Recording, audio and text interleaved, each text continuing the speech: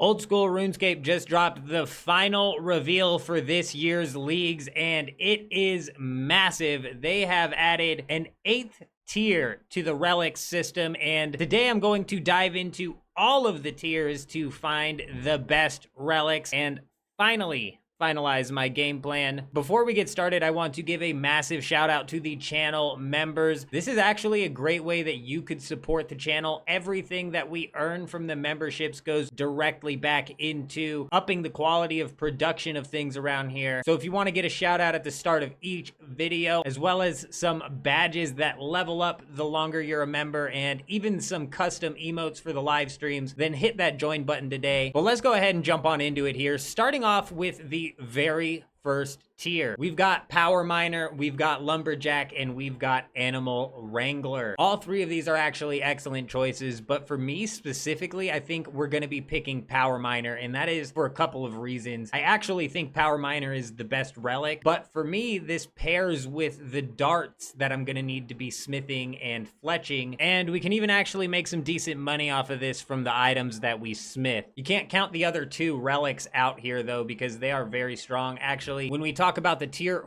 4 relic, I get a little bit stuck on that one, and I almost want to come back to these tier 1 relics. So let me know down in the comments what you guys are picking for the tier 1, but let's go ahead and move on into tier 2, where you have Corner Cutter, Friendly Forager, and Dodgy Deals. This is another tier that's actually really hard to choose from. Friendly Forager is a massive buff for Herblore, and man, just being able to have an excess quantity of potions and not have to worry about farming up all the secondary ingredients is actually massive. I'm almost leaning into picking Friendly Forager right off the bat here, but the way it sits for me, Dodgy Deals kind of fits in with that Trickster relic from the last season, and that one was just really overpowered for points. I think they toned it back, obviously, but I still think it's going to be a really good relic to pick up for points. You also have Corner Cutter, which was kind of where half of the power of last year's Trickster relic came from. But for me, I think tier 2 is going to be Dodgy Deals. Although, like I said, with the reloaded relic in tier 4, this is another tier where I'm almost half tempted to come back to with that reloaded relic. But let's go ahead and move on into tier 3, which for me is a much easier choice. We're going to be going with the Clue Compass. I just feel like this is going to give us more access to niche spots in the game and kind of cut travel time in half in certain scenarios. Personally, I think Clue Compass is going to turn out to be the best pick here, but I think you could probably make an argument for Fairy's Flight as well. But let's go ahead and move on into tier 4, where we have Golden God, Reloaded, and Equilibrium, and this tier kind of has me tripped up. This is really the only tier that has me tripped up. I'm really heavily leaning towards picking Golden God, but we also have Reloaded, which could give us access to Friendly Forager and give us that extra boost in the Herblore, or even Animal Wrangler if I wanted to power level through fishing and cooking and just have a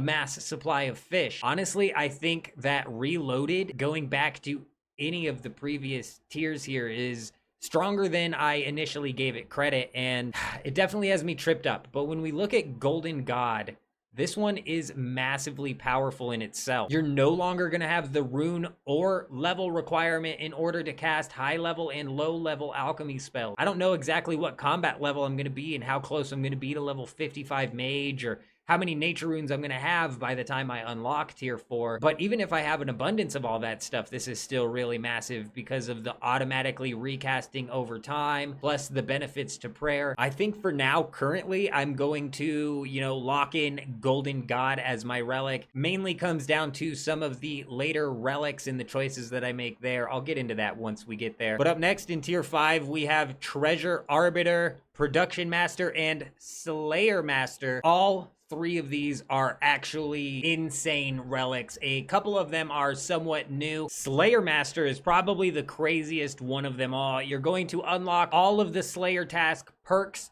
as well as the Rune Pouch, Herb Sack, and Looting Bag for free. On top of that, you're going to always be on task for all eligible monsters. So if you're killing a Slayer monster, you're going to be on task killing that monster. You're going to be getting Slayer experience killing it. There's going to be no wasted monsters in the game. This does include boss tasks, and this is kind of cool even because they make you your own little Slayer master, because every 100th kill of a unique Slayer monster, you're going to get bonus experience. So you're going to essentially complete a task, if you will. On top of that, you can cancel and block tasks for free. Just overall, this is an insane relic. And then we have Production Master, which just season after season after season is just so overpowered. It's such a good relic to pick. There's nothing better than just completing a whole inventory of something in one tick. It really is my relic of choice and has been for leagues now. But last but not least, we have the clue relic of this league. This is actually decent, but they did mention that there's less clue scroll challenges in this league compared to others. So it'll be interesting to see how exactly this plays out. One twist that they added to the clue scroll relic that I want to point out: no longer are you going to be required to have any of the items in order to do an emote, a fallow, or Charlie clue step. You're just going to be able to do it. I've never picked this relic, but always somewhat regret it and never end up completing the clue scroll challenges. And man, this no longer requiring items for a clue step is actually huge. It almost makes me look twice at this relic, but for me, I think we're going to be locking it in with Production